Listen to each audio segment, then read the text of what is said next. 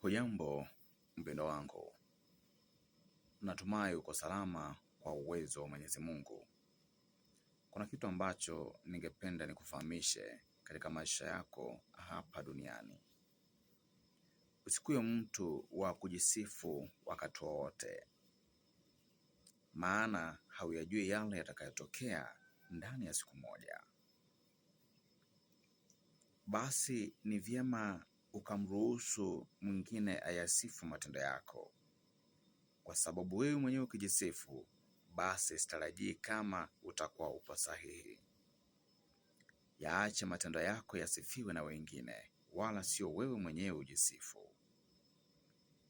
Natumai wengi walijitokeza kwa ujasiri, kwa kujisifu kwamba tutaweza, ama kwamba nitashinda, ama nitaweza, ama nina kitu fulani, ama ni nani aliye kama mimi. Lakini baada yake alishindwa. Baada yake wengine walipoteza maisha. Watu walijitokeza kwa ajili ya kupigania haki zao, lakini kuna wale waliojitokeza kwa ajili ya kuyasorotesha maisha ya wenzao. Watu walipotoka kupigania haki zao, kuna wengi walijitokeza kwa ajili ya kubomoa mali zao.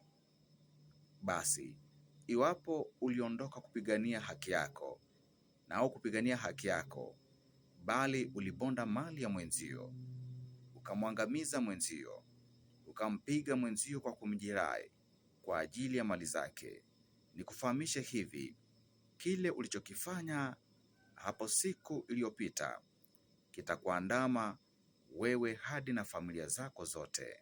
Vizazi vyako vimepatwa na shida, kwa kuwa wewe ndiye ulianzisha. Kwa kuwa ulipata ujasiri wa kuanzisha, basi matatizo yamebaki nyumbani kwako. Ni vyema ukajiulize vizuri, ni kipi ulichokifanya. Fika kanisani, fika msikitini, tubu sana, Mungu akusamehe, kwa kuwa tamaa mbaya ya shetani ilikuongoza.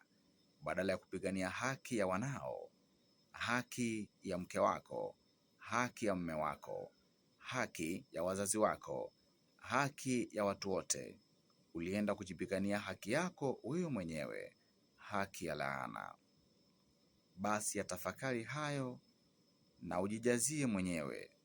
Matatizo yatakapoanza kukukumba, ni kwa ajili ya makaribio ya moyo wako na tamaa uliyokuwa nayo. Mungu akuongoze kwa jinsi unavyozidi kurudi nyuma na kumlilia kwa ajili ya toba. Ubarikiwe sana mtu wa Mungu. Shalom.